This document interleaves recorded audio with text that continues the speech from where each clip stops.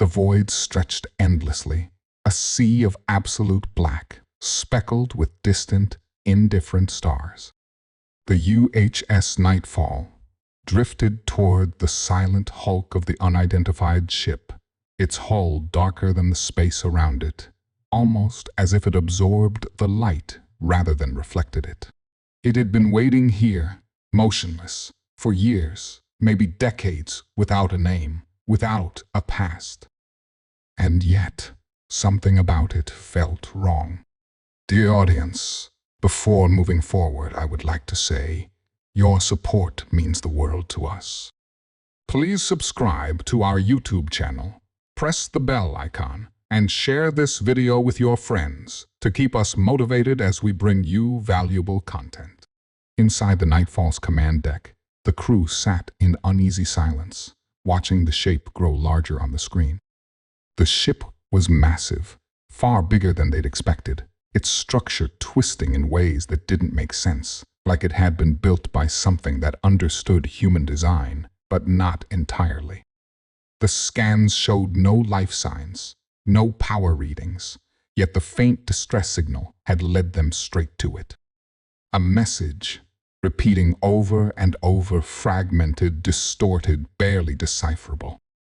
Help us not alone, don't. The words were broken, incomplete, as if whoever had sent them had been cut off before they could finish. Are we really doing this? One of the crew finally muttered, breaking the silence. The captain, an experienced officer who had seen his fair share of ghost ships and wrecks, stared at the screen for a long moment before answering. We need answers. Prep the boarding team. The tension in the air thickened. There were unspoken rules about derelict ships. Some were old war relics, floating tombs, best left untouched. Others were abandoned research stations, where things had gone wrong. But this one was different. No records, no insignia, just us, there, waiting. The boarding team suited up, checking their oxygen levels, securing their weapons. Not that they expected a fight, but experience had taught them that expecting nothing was worse. As they stepped into the airlock, the last message from the bridge came through. Stay in contact. The moment anything seems off, you get back here. Understood? A quick round of nods, and then the airlock hissed open. The black ship loomed above them, its hull impossibly smooth, no markings, no visible damage. When they reached the airlock, it was unlocked. That alone sent a shiver down their spines. No ship, no matter how abandoned, should be this open. Stepping inside was like stepping into a void. Their helmet lights barely illuminated the interior, the walls reflecting nothing back. The moment the last crew member entered, the door slid shut behind them. That wasn't us, someone whispered over comms. No one answered. The corridor ahead stretched long and narrow, too quiet, too still. The air was cold, colder than it should be, like the heat had been sucked out long ago. Dust didn't settle in space, but there was a stillness here, an absence of movement, of life. Then the first sound. A faint whisper. Not through comms, not from any of them. A real physical whisper, drifting through the corridors, like a breath of wind in a place where no wind should exist. Did you hear that? The silence stretched, then yeah. No one moved. No one breathed. The sound was gone. Keep moving, the captain ordered, though his voice was quieter now, edged with something unspoken. They pushed deeper inside. The first rooms they found were empty, stripped down to cold metal walls. No signs of a crew, no personal belongings, nothing. But then, a console flickered to life, a single screen in the darkness, its cracked display blinking erratically. Someone had left it running.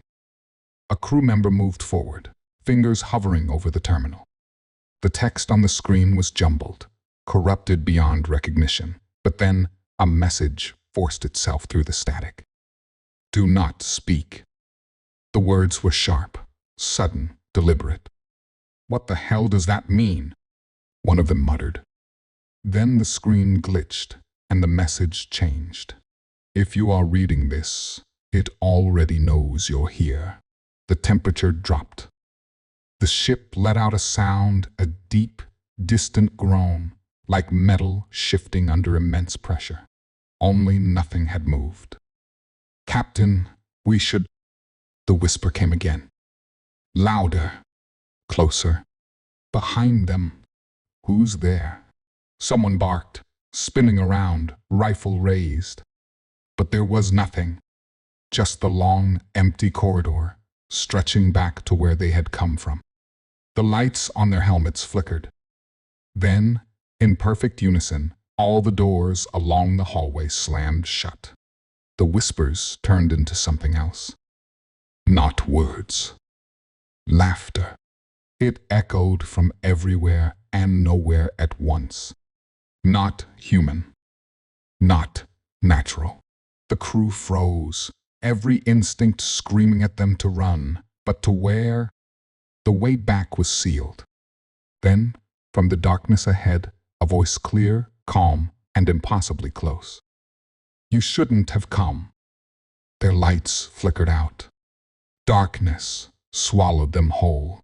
The moment the lights flickered out, everything became too still, too silent, like the ship had exhaled and was now waiting. Someone cursed under their breath. The sound swallowed up as if the walls absorbed noise rather than let it travel. Then, from somewhere ahead, the voice came again. Close. Too close. You shouldn't have come. It wasn't a threat. It wasn't angry. It was something worse. It sounded certain. The team stood frozen, weapons up, breath held. The helmets had built-in low-light vision, but it wasn't working. Every screen, every readout, every system meant to keep them aware of their surroundings was failing all at once. Switch to backup power, the captain ordered, voice steady despite the weight of the unknown pressing down on them. Someone tapped a control on their wrist, forcing their suit into emergency mode. Small lights flickered on, dim and strangely weak, as if the air itself was draining them. Then footsteps. Not theirs. Slow, deliberate, moving around them, but never toward them. One of the crew whispered, I don't think we're alone. The captain's response was cut off by a sudden sharp click, a sound not mechanical, not organic, but somewhere in between.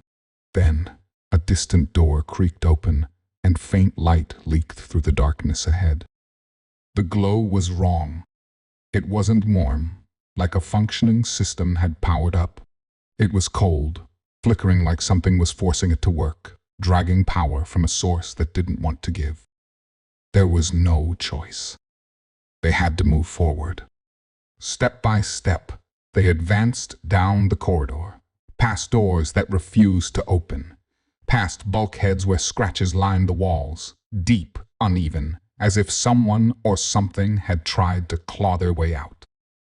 Then they saw the first shadow. It flickered at the edge of the dim light, gone before anyone could react, but it had been there. Did you see that? Yeah. They pressed on. The door ahead was partially open, leading into what should have been the main engineering bay. The moment they stepped inside, their radios popped with static, a voice breaking through for a fraction of a second. We made a mistake. The words were lost before they could make sense of them. Inside, the walls were covered in writing, scrawled in erratic lines, scratched deep into the metal. Some of the symbols were human language, messages left behind, but others were different, unreadable, forming patterns that hurt to look at. One of the crew reached out, running a gloved hand over the jagged letters. These aren't just warnings, they murmured. They're... The lights cut out again. In the pitch black, something shifted. Not the ship. Something inside it. A breath. Close. Too close. Then the voice came again, no longer distant. Why are you still here? It wasn't coming from their comms. It was in the room with them. A sharp, metallic clang rang out from the far side of the bay, followed by a slow, dragging sound, something heavy moving across the floor. Back to the corridor, the captain ordered, voice tight. Now. No one hesitated. They turned, hurrying back toward the door. It slammed shut. Override it. One of the crew yanked off a panel, fingers flying across the manual controls. The ship groaned, as if resisting them. Come on, come on. The dragging sound got closer. Then the whisper. I remember you. The door gave way just as the lights flashed back on. They stumbled into the corridor, weapons raised, expecting something to be right behind them. Nothing. The room was empty. No movement. No shadows. No signs of what had spoken. They didn't stop moving. They couldn't. The farther they went, the more the ship changed. Doors that had been locked were suddenly open. Hallways twisted, bending in subtle, unnatural angles. It felt like the ship was rearranging itself, guiding them somewhere. Then they saw it. At the end of the corridor, a figure stood waiting. Not moving. Not speaking. Just watching. The helmet lights flickered again. For a fraction of a second, the figure's face was visible. It was one of them. The same suit. The same insignia. The same face as one of the crew members standing in the hallway. Then it was gone. Silence stretched between them. No one spoke. The captain took a breath. Keep moving. No one looked back. The corridor stretched endlessly. Or maybe it was just their minds playing tricks on them. No one spoke, but everyone felt it. The ship was leading them somewhere. The walls, the doors, even the lights, they weren't just part of a derelict structure. They were shifting, responding, like a living thing guiding them deeper into its core. No one wanted to be the first to admit it, but they all felt watched. Not just from behind, from all sides. The captain kept his eyes forward, but his grip on his weapon had tightened. Every few steps, someone would glance over their shoulder, expecting to see that figure again, the one with their own face. It never appeared. Instead, the ship whispered, soft, almost gentle, the words brushing against their ears like a memory just out of reach. Not over the comms. Not from the walls. Inside their own heads. You are lost. You are not supposed to be here. Turn back. But the voice wasn't pleading. It wasn't begging them to leave. It was testing them. Then the ground lurched beneath them. The ship groaned, metal screaming, and the corridor shifted not physically, but the way they perceived it changed. One moment, it was the same sterile, dark hallway. The next, it was older, damaged, the walls scorched, the floor smeared with something dark. A distant alarm blared, faint, like an echo from the past. Then a gunshot. Loud. Close. Too close. One of the crew spun, weapon raised. Who fired? No one had. The smell of burnt metal and something rotten seeped into their helmets. The floor beneath them flickered one moment smooth, the next covered in debris, like they were standing in the wreckage of a battle that had already happened. Something had happened here, and they were being forced to see it. Then the figures appeared. Not like the first one, not copies of them. These were different, faded, distorted, like remnants of people who had once walked these halls. Their uniforms were torn, their faces obscured by static, even in real life. and they were fighting something. Their weapons fired, but their enemies, if there were enemies, were invisible. The shadows twisted, moving unnaturally. The crew could hear screams, the panicked, desperate shouts of soldiers calling for backup, for escape. Then, as suddenly as it had begun, it was gone. The corridor was normal again. The alarms were silent. No bodies. No blood. But they had all seen it. Heard it. Felt it. That wasn't just a hallucination, someone whispered. That was real. Something happened here, another muttered. Something bad. The captain exhaled slowly. And we just walked into its grave. No one argued. They pushed forward, now more aware than ever that they were not the first to step onto this ship. And if those soldiers, the ones they had just seen die, couldn't make it out, then what chance did they have? The whispers returned, but they weren't words anymore. They were laughter. And it was getting closer. The laughter faded, but the feeling it left behind clung to them. It wasn't just sound. It was something alive, curling around their minds, waiting for a crack to slip through.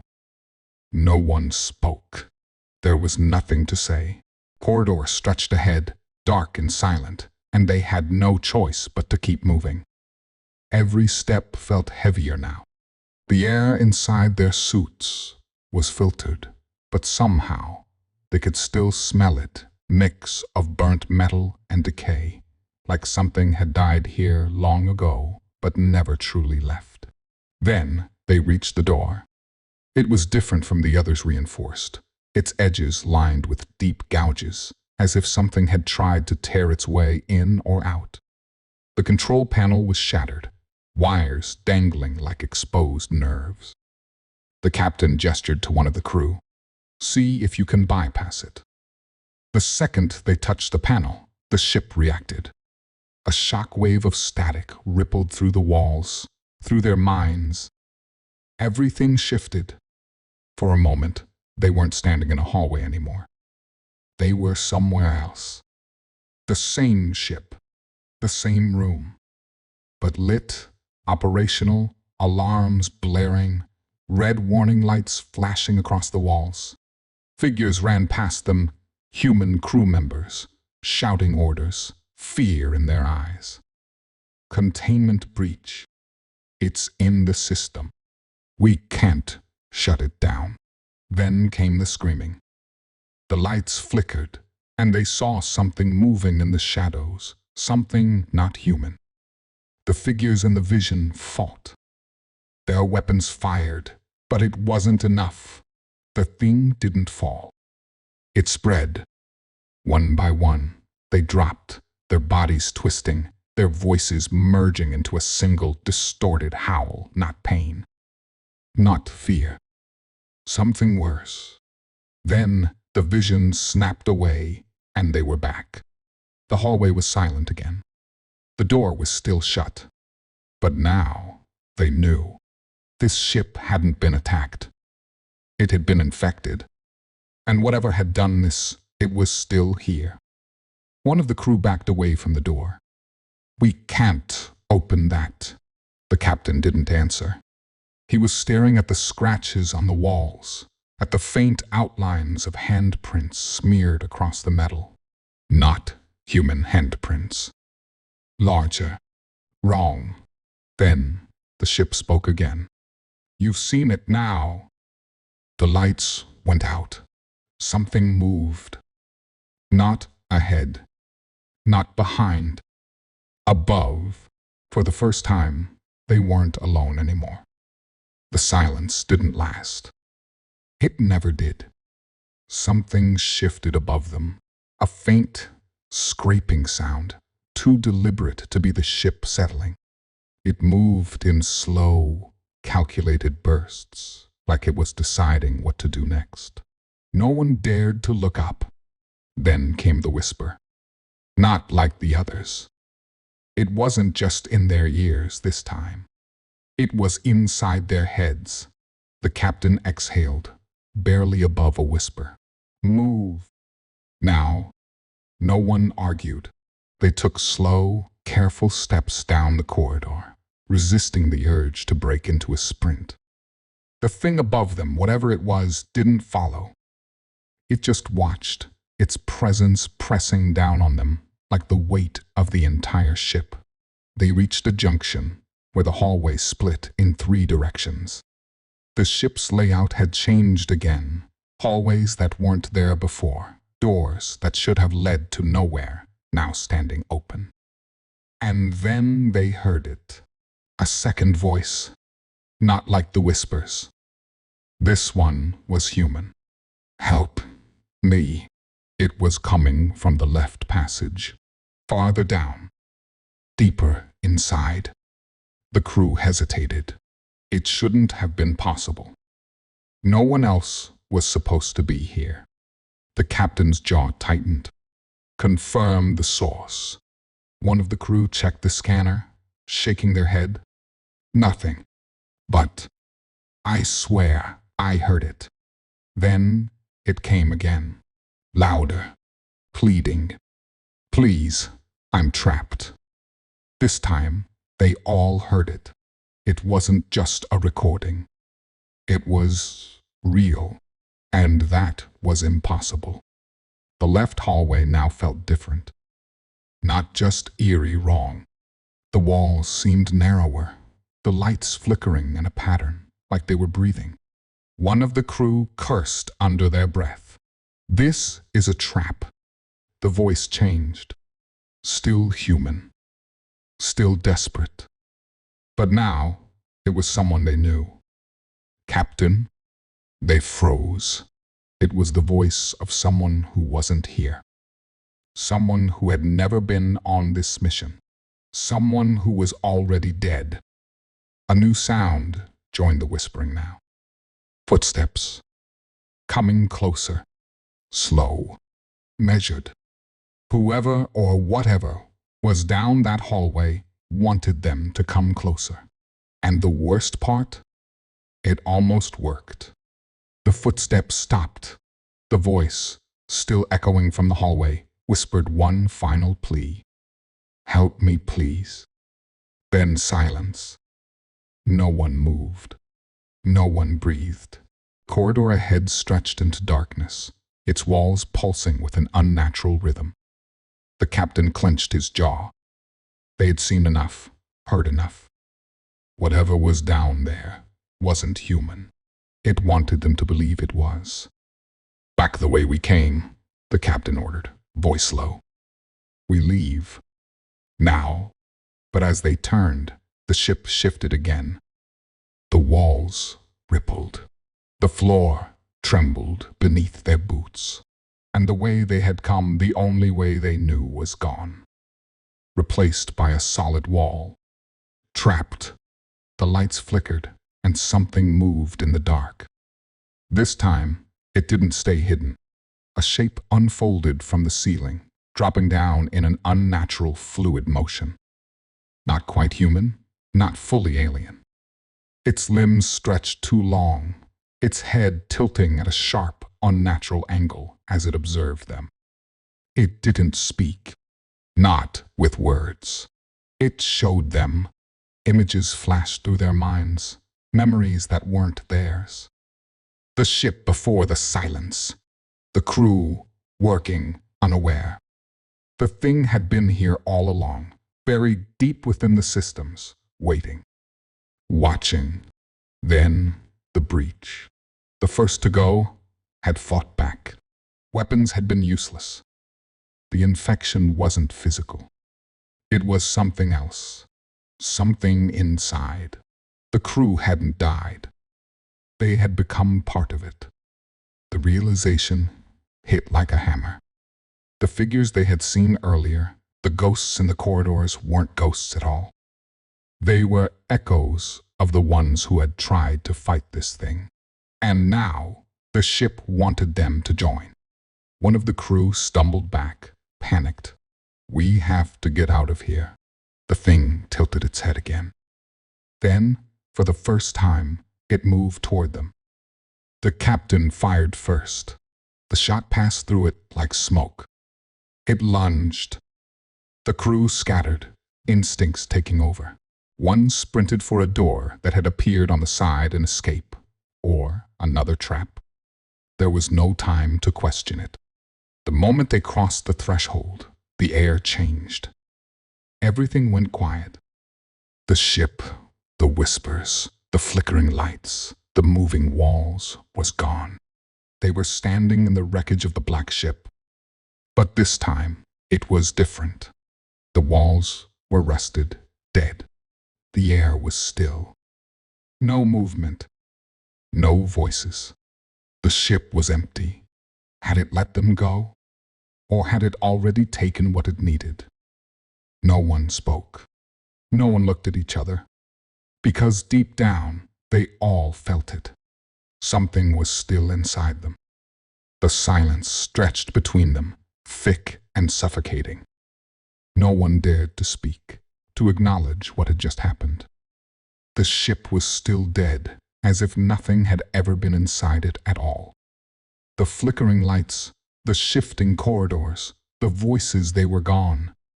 But the weight of it all clung to them like an invisible hand pressing against their chests.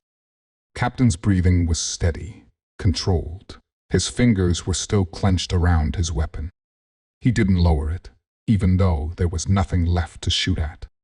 One by one, the crew checked their surroundings, waiting for something, anything to move. But the wreckage was still frozen in time. One of the crew finally whispered, "Are we free?" Question hung in the air, unanswered. They were standing where they had been before it all started, but something felt wrong. The passage back to their own ship was open now, as if inviting them to leave. But that only made it worse. They had all felt it. That final moment before they escaped. The way the air had changed. Something was still inside them. No one wanted to say it. If they said it, it became real. And if it was real, the captain inhaled sharply. "We move." Now, they didn't need to be told twice. Step by step, they made their way back to the airlock, their boots barely making a sound against the metal floor. The ship no longer resisted them. No shifting walls, no sudden corridors. It was as if it had finally decided to let them go. That should have been a relief. It wasn't. One by one, they stepped into their own ship, sealing the hatch behind them. The sound of the lock engaging sent a shiver down their spines. A barrier, thin as it was, between them and whatever had been in there. The captain turned to the pilot. "Get out of here." The engines roared to life, the hum of their ship's systems feeling almost too normal after what they had just experienced. As they pulled away, the black ship remained motionless, drifting in the void like a forgotten relic. No signs of movement. No whispers. It was over. At least, that's what they told themselves. No one spoke during the journey back. The ship's AI ran its usual post-mission scans. No anomalies detected. No foreign presences. By all official records, nothing had followed them. But deep down, they knew the truth. The feeling never left. It started small, a faint echo of their own thoughts, just barely out of sync. A whisper at the edge of their hearing, disappearing when they tried to focus on it. Dreams that didn't feel like dreams. Memories that weren't theirs, flashing behind their eyelids when they closed their eyes. They didn't speak about it. They couldn't, because what if talking about it only made it stronger? Days passed, then weeks. They tried to fall back into routine, pushing forward with new assignments, pretending everything was fine. But the feeling stayed, a presence lingering just beneath the surface. One by one, the crew started changing. Subtle things, at first. A hesitation before speaking. A glance held just a second too long. The way they moved, as if they were testing the limits of their own bodies. Then, the captain woke up one night to find one of them standing in the dark, staring at nothing. Not asleep, not awake, just waiting. When he whispered their name, they didn't answer. The next day, everything seemed normal. No one else noticed. Or maybe they just pretended not to. The mission report was filed. The black ship was marked as derelict, uninhabitable. No further investigations were planned. The higher-ups accepted their account of what happened, at least the version they were willing to tell. And that was that. They moved on. Or, at least, they tried. But late at night, when the ship was quiet, the captain sometimes caught his own reflection, lingering a little too long in the glass. And for just a second, it smiled back.